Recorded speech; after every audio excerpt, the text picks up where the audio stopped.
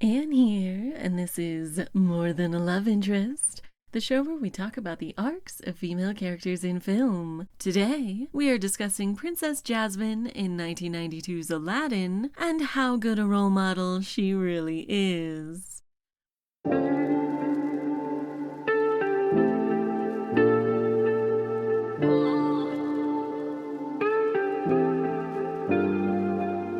We are going to talk about some common complaints about her, her character arc, and how her character design contributes to her story. Let's get started.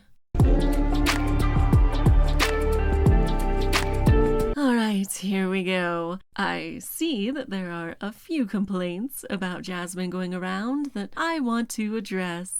Most of these have to do with who she is as a person, so let's get those out of the way. There is one major complaint on a metatextual level about her character design, which I'll address in part 3, but now let's get into her character flaws.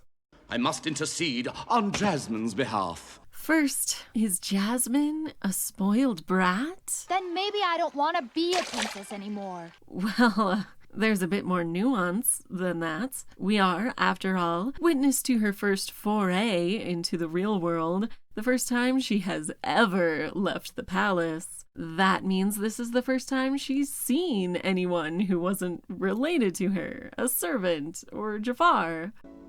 Oh, it's wonderful. So she is a bit imperious to the guards, granted, but why wouldn't she be? Unhand him!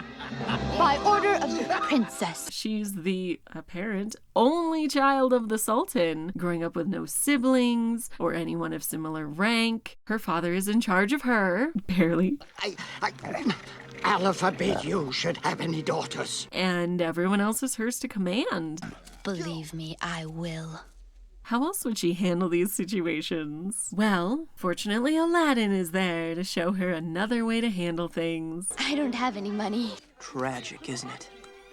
But no harm done. She is obviously quick-witted and plays along with Aladdin as soon as he suggests a ruse. Oh, wise Sultan, how may I serve you? Despite it being unlikely she's ever done such a thing before, did she have any playmates in the palace growing up? Except you, Raja. There is also how she treats her suitors, which I suppose is considered rude or spoiled. But put yourself in her curly-toed shoes. She is nearly to her next birthday, by which time she must, by law, be married. You've only got 3 more days. So she has presumably had to entertain suitors for years now. But Jasmine hated all those suitors. So yeah, it makes sense that she would be more perceptive of Prince Ahmed's flaws right away because she's had the practice.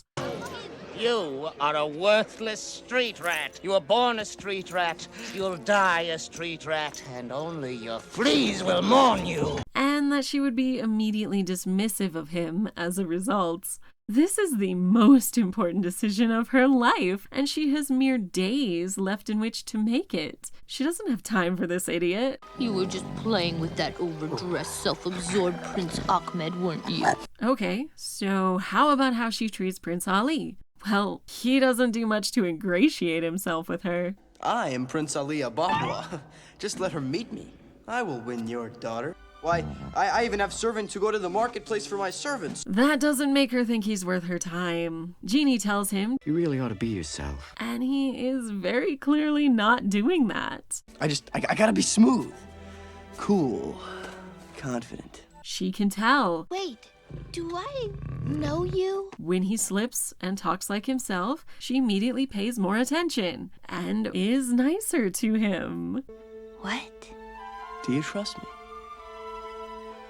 When he's being Prince Ali, she doesn't give him the time of day. Almost as if the moral of the story was about being yourself or whatever. Tell her the Jasmine, I do love you, but I gotta stop pretending to be something I'm not. So yeah, I don't think complaints about her being spoiled or rude are justified. I am exceedingly sorry, Princess. How could you? Next, I also saw criticism about how she has no plan after she escapes the palace. what kind of plan do you expect her to have? She doesn't know what money is. Obviously, she has no conception of what life outside the palace would involve. I'd be able to pay for that. Pay? Should she have packed some supplies or cash? Absolutely, but she doesn't know that's a thing. I'm a fast learner. She wears a disguise, which I think is a pretty good step for her to take. Once out of the palace, she quickly adapts to her surroundings, and had the guards not come for Aladdin, They're after me! They're after you? would probably have gotten by just fine. I ran away and I am not going back. Another criticism I saw was that she was catfished, which, Who are you? I am Celine. okay, so let's just briefly go through her interactions with Aladdin / Prince Ali. First, she meets this dude in the marketplace. He saves her from clear bodily harm No, please! Oh, thank you, kind sir. and does it in a fun way. She hasn't had many, if any, friends, Never had any real friends. so is delighted to be playful with someone. That is what brings her to his house. Is this where you live? Yep. Sure, you can say that's naive, but were you even paying attention to the plot? Jasmine has pretty much the same excuse for naivete as Ariel when she's on land. They're in situations they have only the vaguest knowledge about. Obviously, they're going to be naive, and I don't think this is teaching anyone to be immediately trusting of strangers. More generally, we see that Prince Ahmed is bad because he nearly rode down some children. Aladdin is good for giving food to those children. Go on, take it. Jasmine is good for giving an apple to a child, something Aladdin sees, and then he saves her for it, which I think would go a long way to establish trust between them. Your own choices. Sometimes you feel so You're just trapped. It's a simple thing, but this is a short movie and we have other plot developments to get to. Suffice to say, he sees her be generous, then quick to pick things up. She sees him be funny, charming, and clever. So perhaps it's not the best idea for her to follow him home, but there is in-text reason for why she would be willing to trust him. Do you trust me? Yes. Anyway, then she thinks he is dead and is very upset by it. When Prince Ali shows up, she refuses to be taken in by his attempts to woo her, I do not want to see you. until he starts to act like himself. What? Do you trust me? Then they go on the magic carpet ride, and it's incredibly romantic. It's all so magical. Yeah. But back to catfishing. She clearly doesn't fall for him as his fake self. She likes his real self. Oh no. You are the boy from the market. I knew it. And notably, she has her suspicions about whom he really is pretty early on after meeting Prince Ali. Do I know you? So I think this claim is a stretch, to say the least. More importantly, even if she did fall for Prince Ali, hook, line, and sinker, why would you blame her for that? The narrative, and Jasmine herself, make it pretty clear that he is the one at fault for lying to her, Who are you? Tell me the truth. not her for believing it.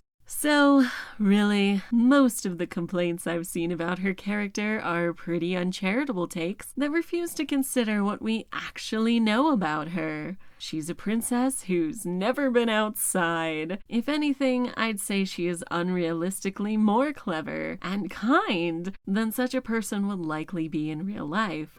You're not gonna find another girl like her in a million years. Now that we've gotten all of that out of the way, let's see what kind of character journey she has.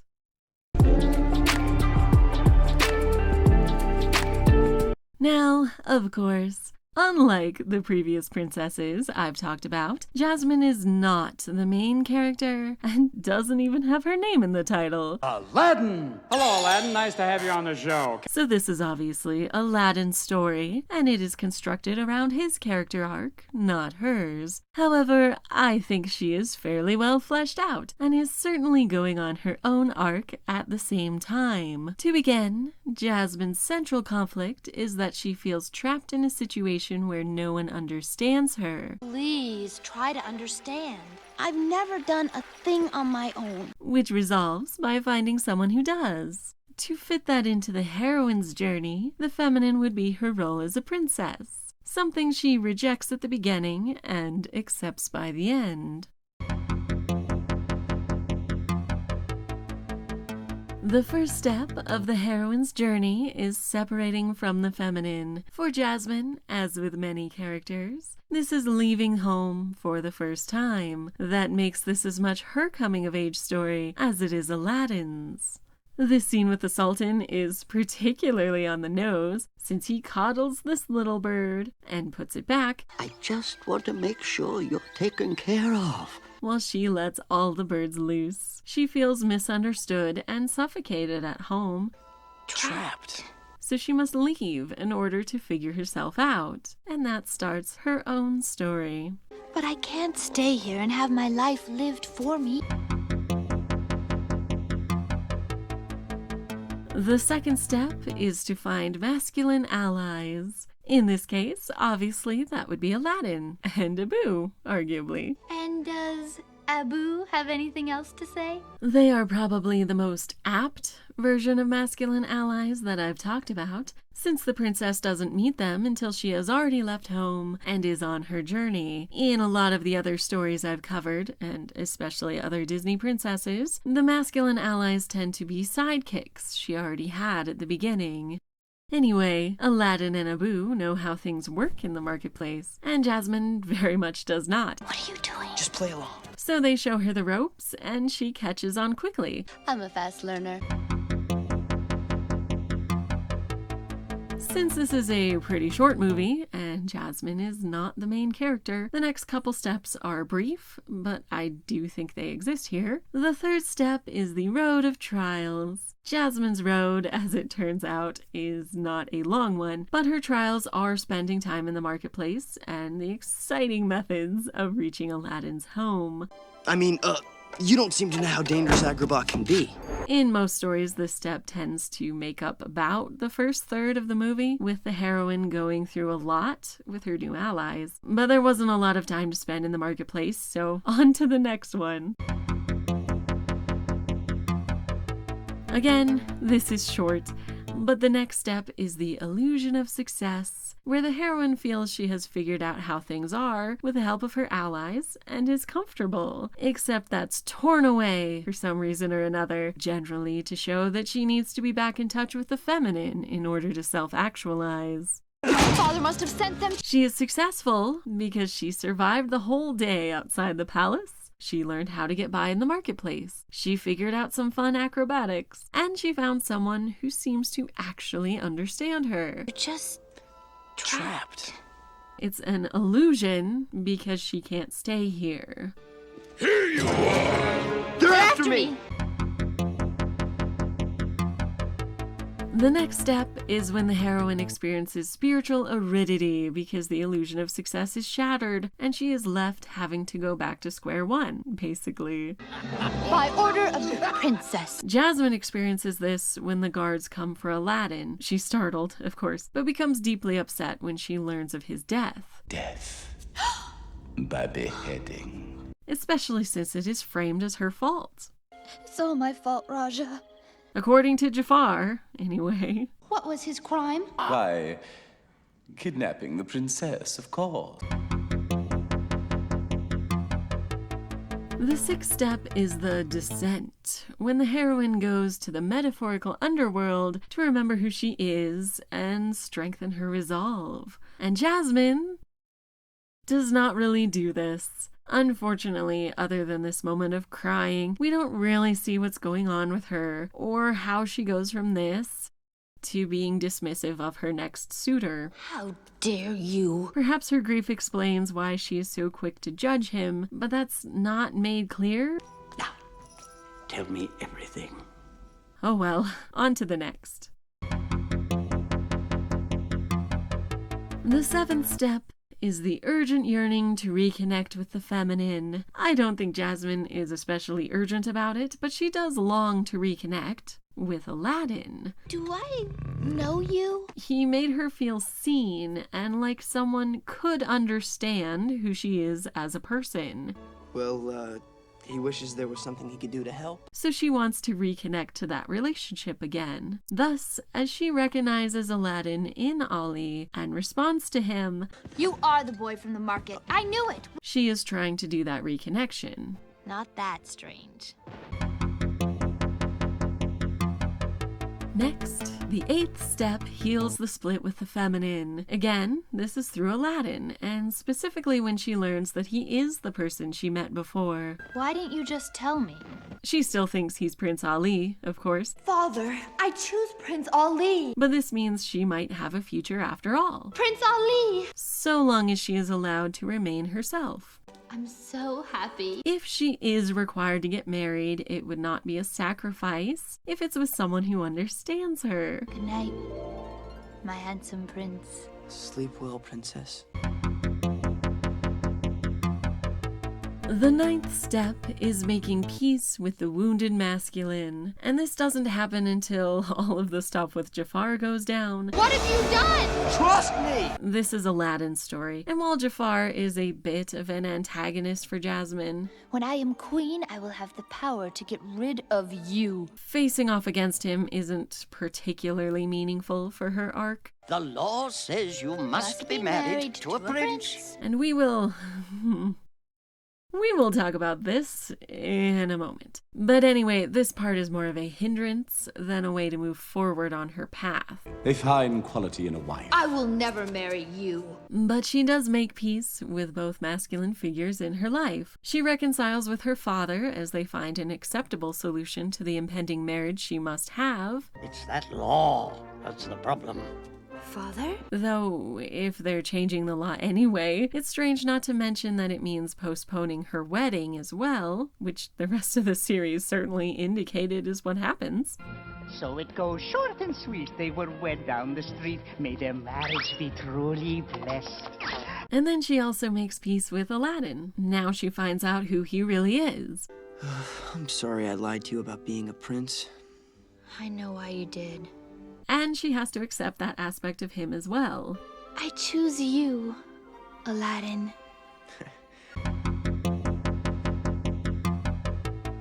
And finally, she integrates the masculine and the feminine. Her masculine allies now live in the palace, formerly her feminine space.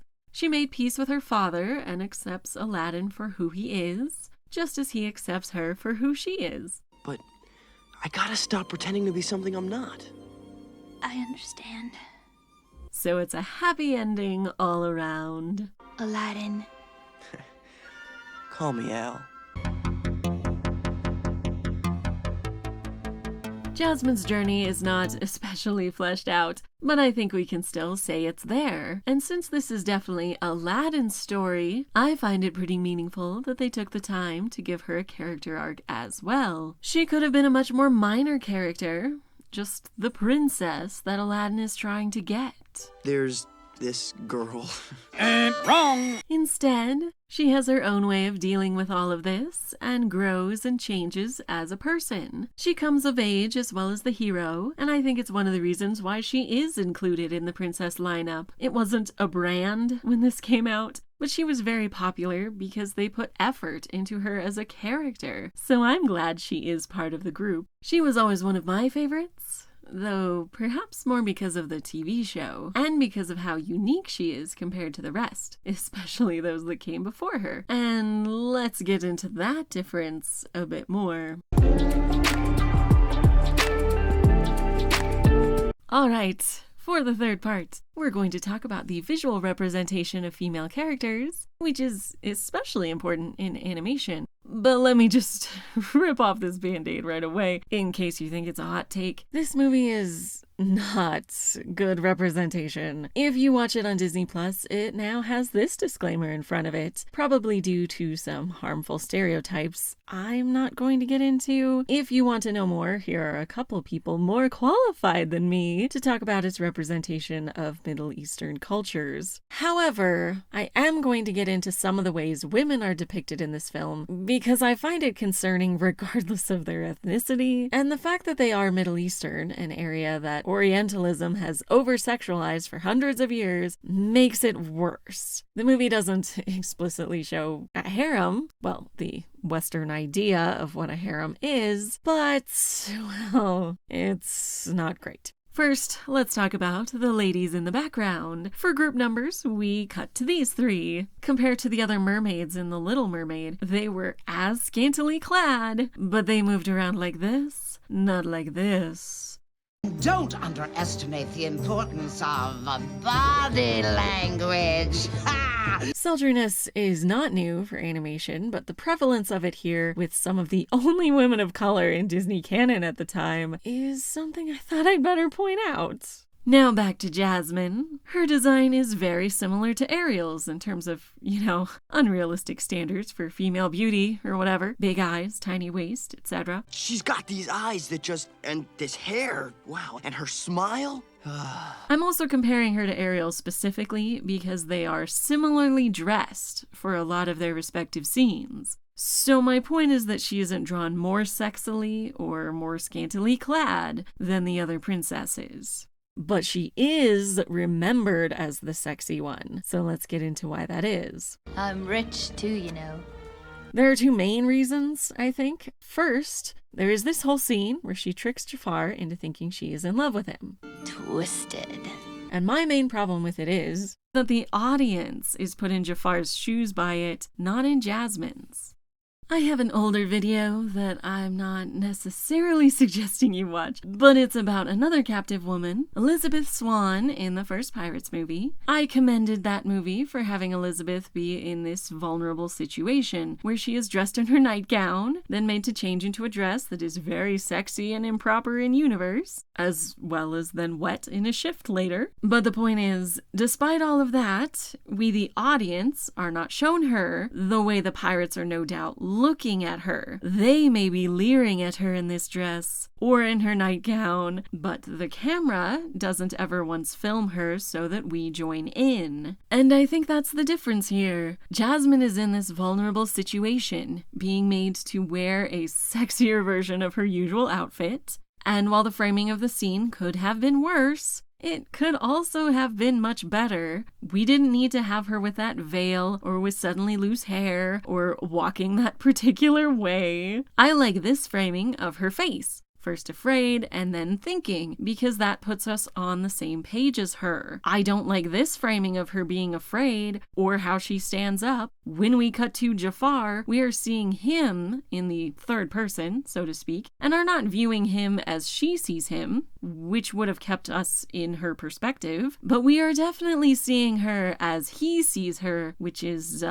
gross. It's not a pretty picture. I don't like doing it. This is a small moment in a larger movie, and it is an example of her quick thinking and ability to shift a situation in her favor, something she and Aladdin have in common. But we already know Jafar is evil.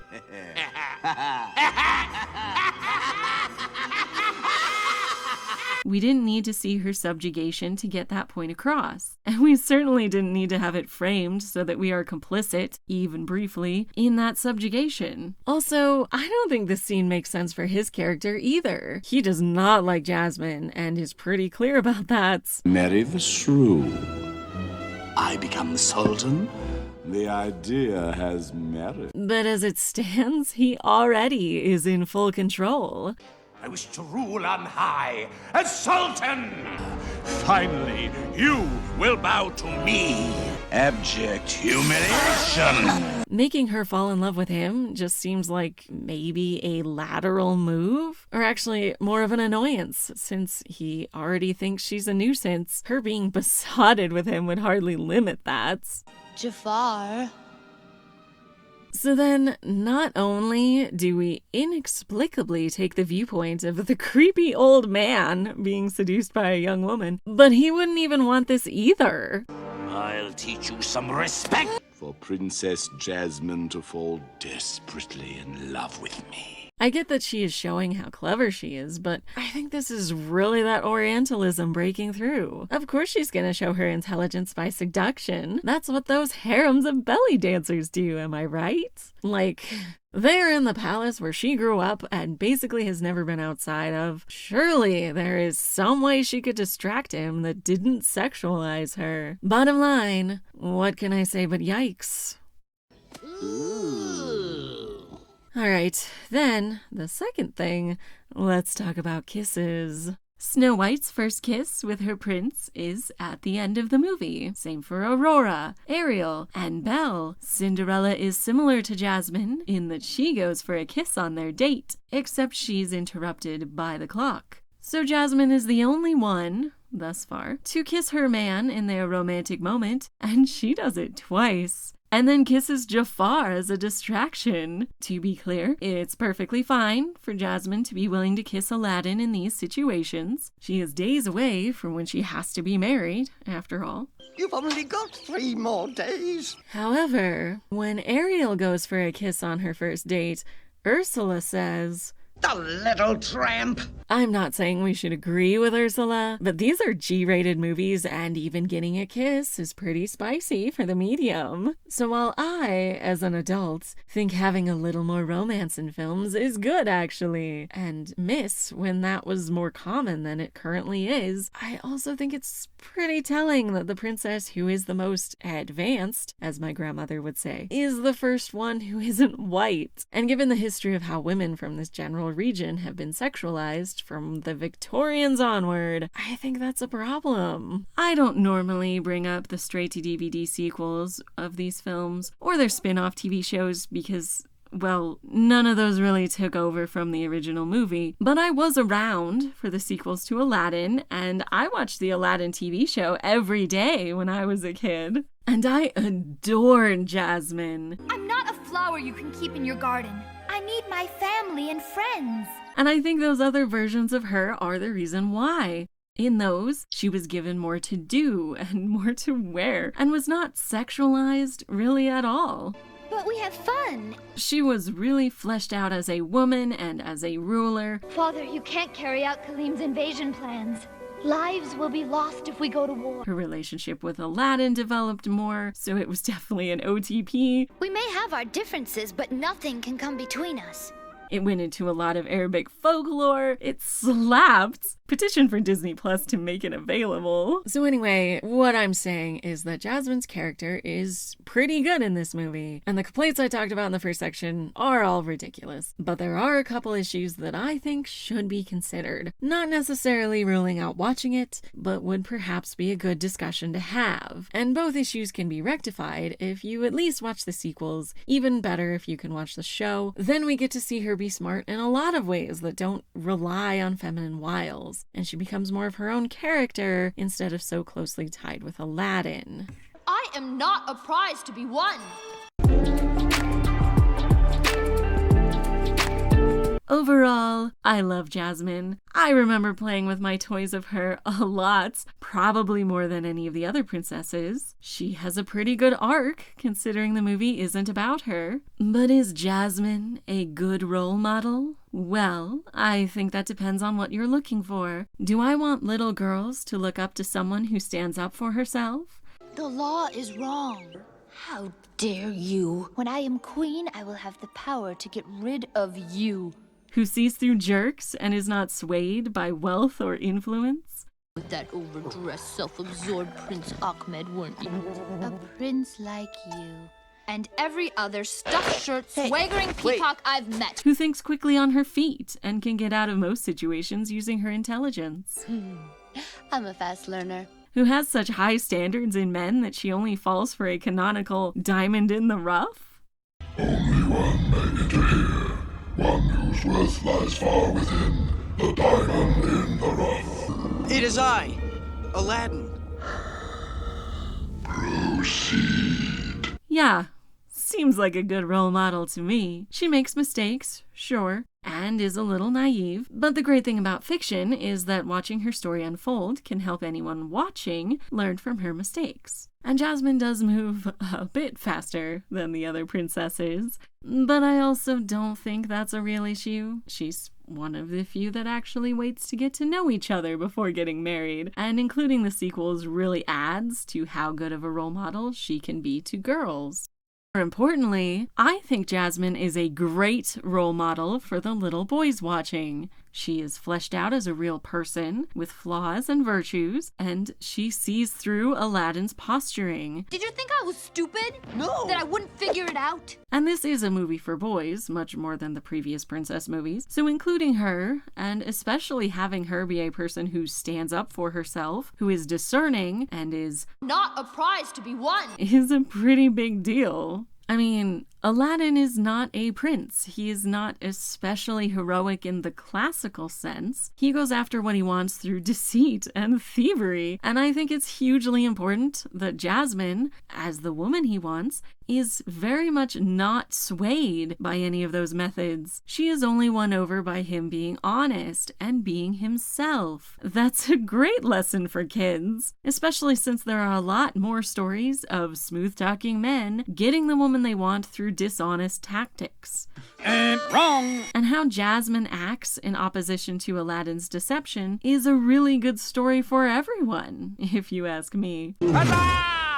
Hail the conquering hero! So yeah, Jasmine gets my stamp of approval, but with two caveats. The first is just to watch other things representing this area of the world and its people. Check out the description for some links. And the other is that you watch Jasmine's other appearances, so things like this don't overshadow her good qualities. You're not gonna find another girl like her in a million years. Let's finish up with a book recommendation. I'd like to suggest Shadow Spinner by Susan Fletcher. It is a retelling of Scheherazade from the perspective of one of her servant girls, with some palace intrigue and a more accurate look at the culture. Thank you for listening to me talk about one of my favorite Disney princesses. We'll continue with other princesses soon, but next time, please join me in a discussion of the Black Widow in the MCU overall. Please like, comment, subscribe, ring the bell, buy me a coffee, join my Patreon, any of those things so you don't miss it. See you then.